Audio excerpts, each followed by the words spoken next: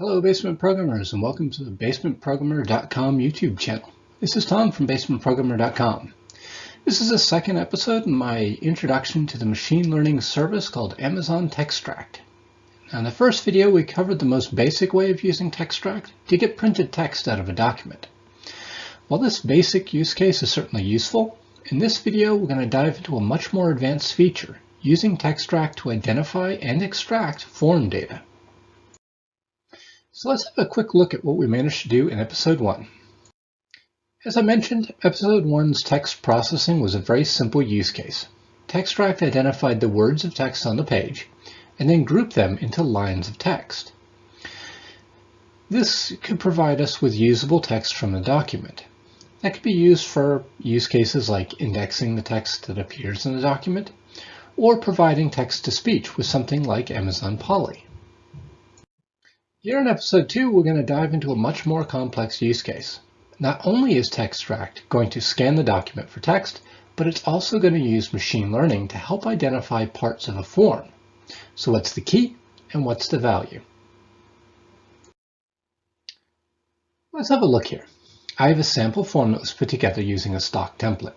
In this case, the form was a request for time off. As you can see in the image, I've highlighted a key, in this case request date, and a value, in this case August 2nd. This is a pretty common use case, but if we stop and think about what our brain is doing, we're looking at this image and we're making a lot of assumptions based on how it looks. We're assuming, in another case for example, that the line that says employee name, first and last name, is a key, and my name sitting on the form, Tom Moore, is a value. In most software that I've seen in the past, users have to define templates to tell the OCR software where the keys are and where the values are, and how they relate. Unfortunately then, when a form gets updated, you have to create a new template. With Textract, there is no template. The machine learning figures out behind the scenes how all these things relate for you. This means people can use different forms, different versions, etc. Another added complexity is forms are often set up differently. Sometimes the key is on top of the value, sometimes the key is to the left of the value, sometimes the key is below the value. And so trying to figure out how all these things work is a very complex task. So let's dive into the code and make it all work. Before we actually jump into Visual Studio, I will say this. I've already created a few additions to the code that I used in the last episode. I've pre-created a view to display the data on the form. I've also pre-created a view model to pass the data to the view. These are standard MVC constructs, and you really don't need me to show you how to do those things. Now, in this segment, we're going to scan the document and include the processing of form data. This is an additional property that you pass into your call. This will get us a return that includes all the data that we can then pull together the elements to figure out what works in the form. All right, so here we are in my development environment. First thing I want to do is have a look at that form close up. As you can see here, here is the copy of the form that we are going to send into Textract. Now, quickly looking at this, you can see Textract is going to extract a whole bunch of these key value pairs here, and it's going to match them up based on what we identify in the form. And these are the results we're kind of looking at. Now, I'm not going to go in and circle all of those, but it's important to understand, complete with my typo here, it's not a request for 2002. So we're going to feed this in and we're going to see what happens with the data. So here we go. Let's minimize this, get it out of the way.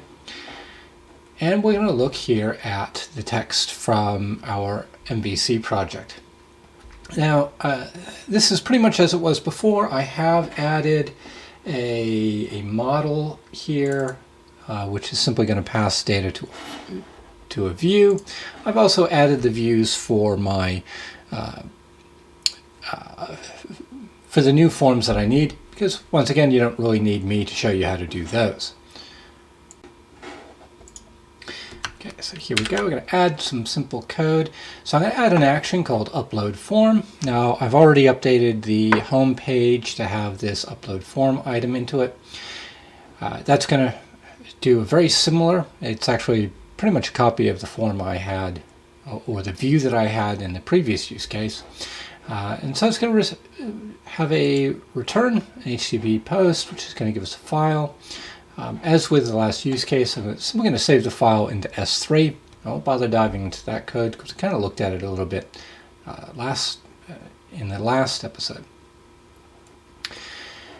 From there, I'm going to save the file. I'm going to get back the object key, which is the name of the file as it's been stored in S3. And then I'm going to redirect to this action here called view form. Okay, so here in view form, I'm going to create my view model, which is what's going to receive all the data that I'm going to extract, and assign it. And now I've got this stub here for scan for form. Let's dive into that now. Go, let's add that stub. Oops.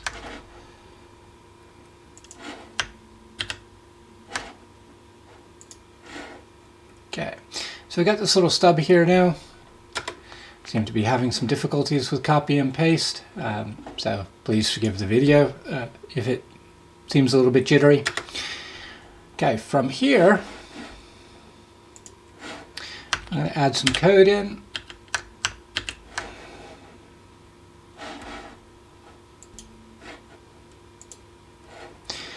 Okay, from here what I'm going to do is I'm going to create a list of form values. This is a simple key value pair list. And I'm going to create my Textract client, which is fairly standard across all of the AWS services. We have a client to interact with.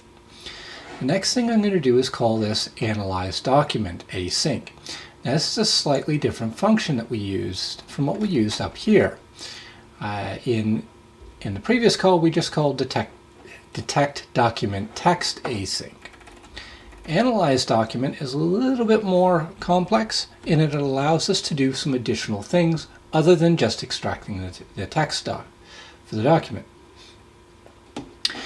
As with everything, I'm going to create this document object. This defines where the item is. We give it a bucket name, which is the bucket that I'm storing the file in, and the key.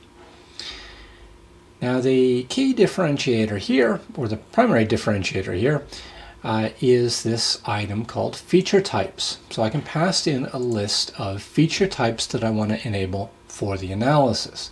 If I pass in nothing, it's going to be very similar to the idea of extracting text, and it's just going to give me all the text in the document. However, in this case, I'm enabling the feature type called forms. Now, if you want to enable multiple different feature types, say forms and say table data, you have to call analyze document multiple times. We can only do one type of processing of the document. So here we go. I'm going to call this, I'm going to analyze it, I'm going to pass the document to Textract, and what comes back is going to be not only the collection of strings and words and lines of text, but it's also going to include that additional data that helps us find the key and value pairs. Once we have the analysis data of the form, the next thing we do in our code is find all of the key value pairs the Textract has supplied us. Thankfully, with C# and LINQ, this is actually quite easy to do. Next thing, I want to add some code in. This is going to help me to, and we're missing a nose brace. Let's fix that there. So the next thing to do is, once we've got these values back, we've got all the data here in this Textract results variable.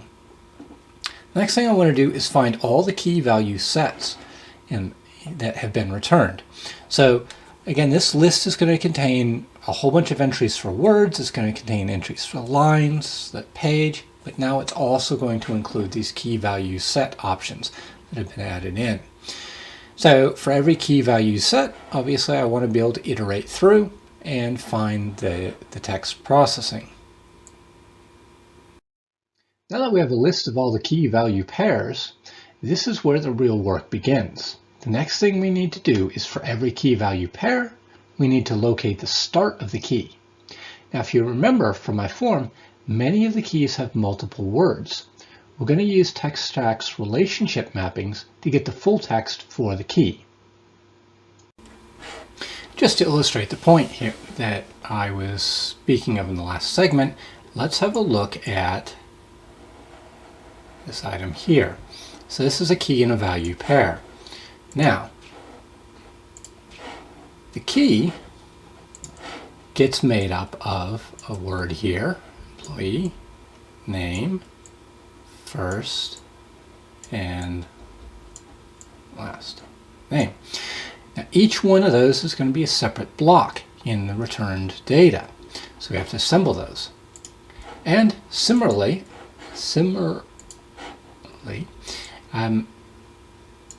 the value is going to be made up of two separate segments. So my first name and my last name. And those each have to be assembled. And that's the code that we're going to look at. Okay, so here we are back in Visual Studio Code.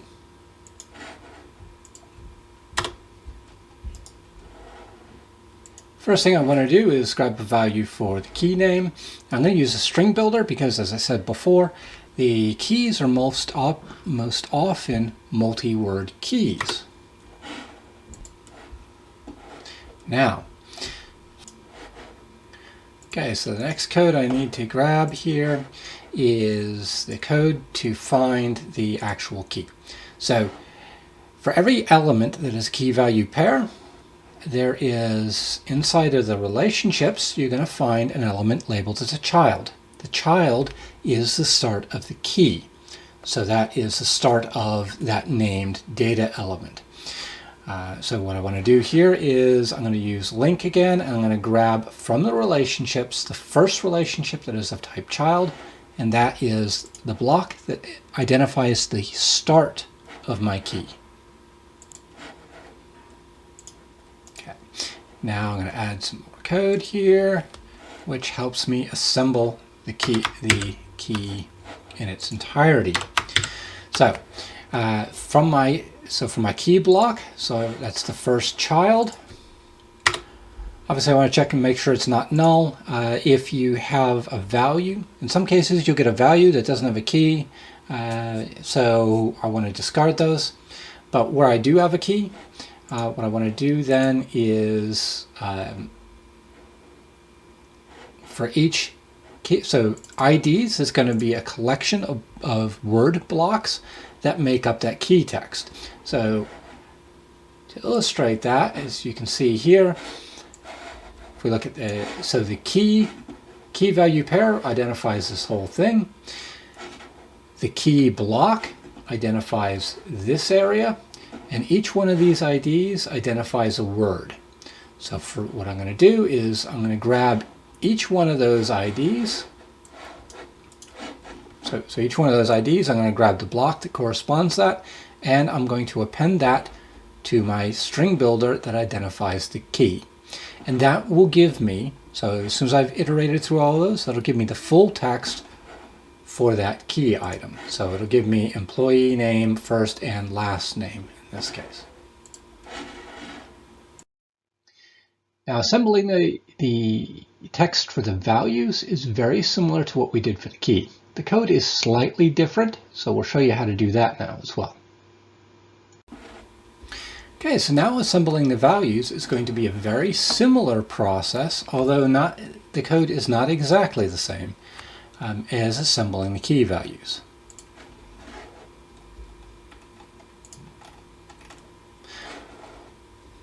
Okay, once again, because values are also in most cases going to be multi-word, I'm going to build a string builder for my values. Now the value block is at the same level as the key block, so that's something I want to grab from this key value that I'm iterating through. And again, this is going to identify the start of the value.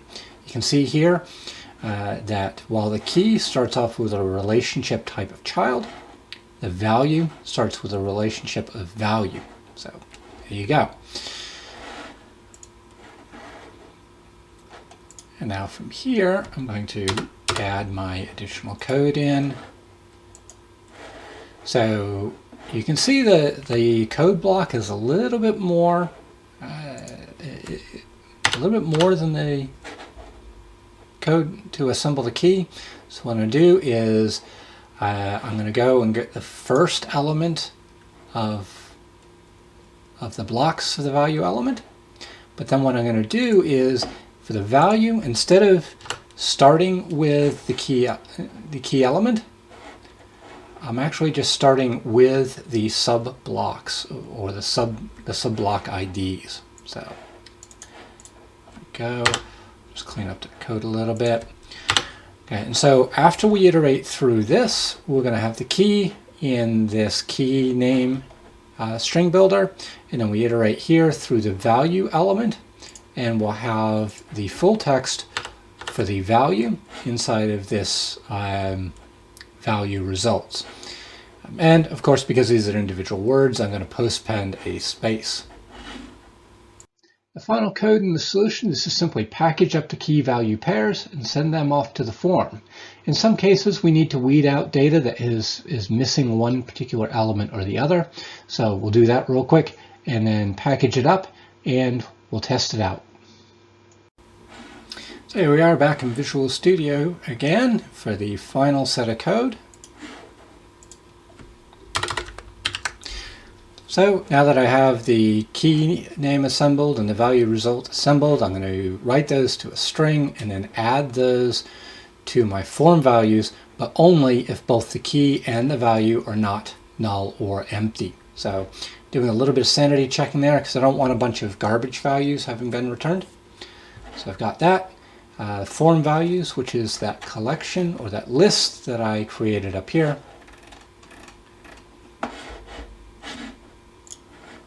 And the last item I need to do is send my return value back. Yep, looks like I put it in the wrong spot.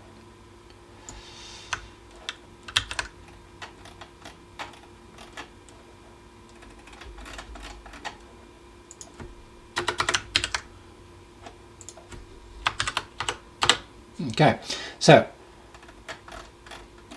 we now have this scan for form, which is an async function. It's going to return that key value list back to my item that says view form. So let's give this all a try here. I'll run it up in Visual Studio and debug.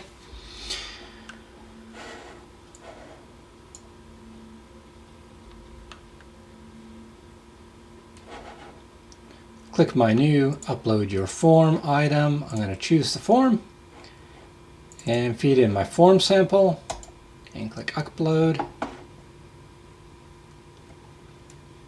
I didn't set any breakpoints. As you can see, this does take a little bit longer than simply extracting the text from the item. However, let's have a look at the results.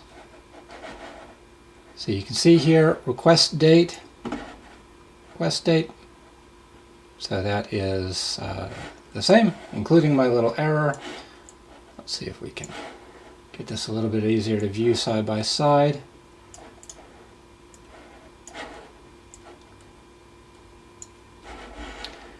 Let's see, date is down here. So the date of the signature. Date you plan to return to the office, 9/5/2002. 2022. Employee signature, well, I didn't sign this. I simply typed it in when I did the form. So you can see all these values. The only one that's a little bit odd here is email, and that's just because I've got this thing called email down here that I didn't fill in. So that's the last little bit. So there you go. Pretty easy. Once you know how to do it, you can assemble all the keys, all the values, and get back this data, which you can then use in your application for whatever purposes you need. As always, the source code for this solution is packaged up for you and available for free on GitHub.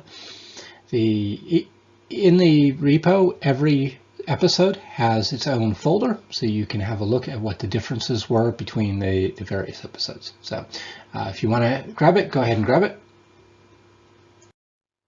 Thanks for watching. As always, this is Tom from Basement Programmer. You can catch me here on Twitter and in the Basement Programmer podcast. If you enjoyed this video, please consider subscribing so you can catch all my videos as they get posted. If you have any feedback, feel free to email me at Tom, that's Tom, @basementprogrammer.com. And we'll see you next time.